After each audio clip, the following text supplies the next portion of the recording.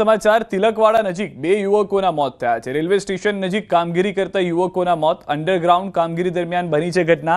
જમીનમાં વીજ વાયર અડી જતા બની છે ઘટના। વિજય મેળા અને ગોવિંદ ડામોરનું કરુણ મોત થયું છે।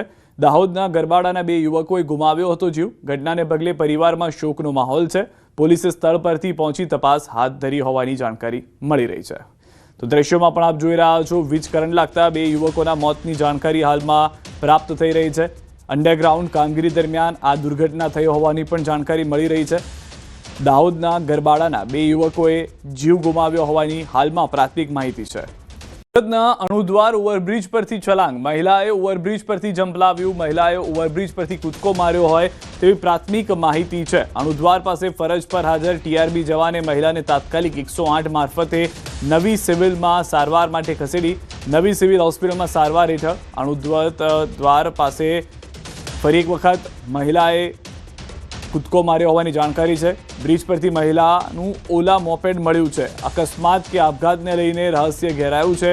મહિલા બ્રિજ પરથી કૂદી કે કોઈકે ધક્કો માર્યો કે અકસ્માત થયો તે દિશામાં વેસુ પોલીસે વધુ તપાસ હાથ ધરી છે।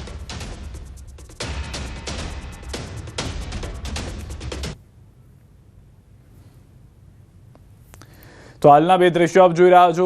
કૂદકો માર્યો કે ધક્કો માર્યો એ સવાલ છે। ડોક્ટરની 9મા માળેથી છલાંગ। સુરતમાં પણ વધુ એક ઘટના કે જ્યાં આગળ 28 વર્ષીય ડોક્ટર રાધિકા કોટડિયાએ આપઘાત કર્યો। એક કેફેમાંથી કૂદી જીવન ટૂંકાવ્યું। મંગેતર સાથેના બનાવને કારણે આપઘાત કર્યો હોવાનું અનુમાન છે। યુવતીના 2 મહિના બાદ લગ્ન હતા। મૃતક ડોક્ટર પ્રાઇવેટ ફિઝિયો ક્લિનિક ધરાવતી હતી। સરથાણા પોલીસે વધુ તપાસ ત્યાં પણ હાથ ધરી છે। હાલમાં જે જાણકારી મળી રહી છે તે પ્રમાણે એક જ દિવસની અંદર 2 ઘટનાઓ એવી છે કે જેમાં મહિલાઓએ જીવન ટૂંકાવ્યું હોય તેવી જાણકારી મળી રહી છે।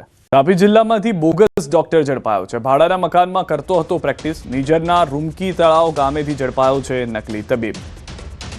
દવાઓ, મેડિકલ સાધનો પોલીસે જપ્ત કર્યા છે। પોલીસે કુલ 29,000થી વધુનો મુદ્દામાલ કબજે લઈ વધુ તપાસ હાથ ધરી છે। મહત્વનું છે કે વારંવાર રાજ્યના અલગ અલગ વિસ્તારમાંથી બોગસ તબીબ ઝડપાઈ રહ્યા છે, ત્યારે ફરી એક વખત તાપીના ભાડાના મકાનમાં એલોપેથી પ્રેક્ટિસ કરતો બોગસ તબીબ ઝડપાતા અનેક સવાલો ઉઠી રહ્યા છે।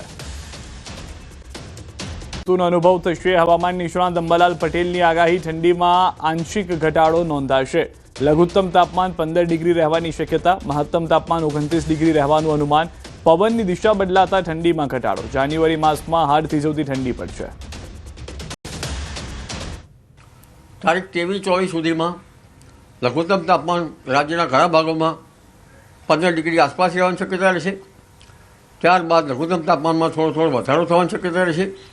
દરિયા કિનારાના ભાગોમાં લઘુત્તમ તાપમાન થોડું વધારે રહેવાની શક્યતા રહેશે, પરંતુ લગભગ તારીખ 26 આસપાસથી લઘુત્તમ તાપમાન 16 ડિગ્રી સેલ્સિયસ આસપાસ અને ત્યારબાદ ધીરે ધીરે 17 ડિગ્રી સેલ્સિયસ આસપાસ રહેવાની શક્યતા રહેશે અને મહત્તમ તાપમાન 30 ડિગ્રી સેલ્સિયસ આસપાસ રહેવાની શક્યતા રહેશે। એટલે ઠંડી બદલાતી મોસમમાં સવારે ઠંડી જણાશે અને બપોરના ભાગમાં ઠંડી ઓછી અનુભવાશે।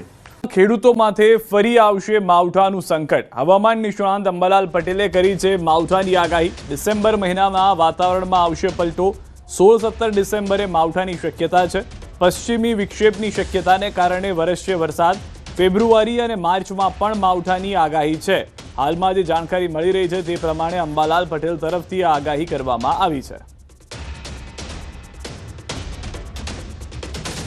તારીખ 16-17 ડિસેમ્બર સુધીમાં રાજ્યમાં ક્યાંક માવઠું થવાની શક્યતા રહે, કારણ કે આ અરસામાં પશ્ચિમી વિક્ષોભ આવવાની શક્યતા રહેશે। સૂર્ય દક્ષિણાવર્તી થતો જશે તેમ પશ્ચિમી વિક્ષોભ નીચે આવવાની શક્યતા રહેશે।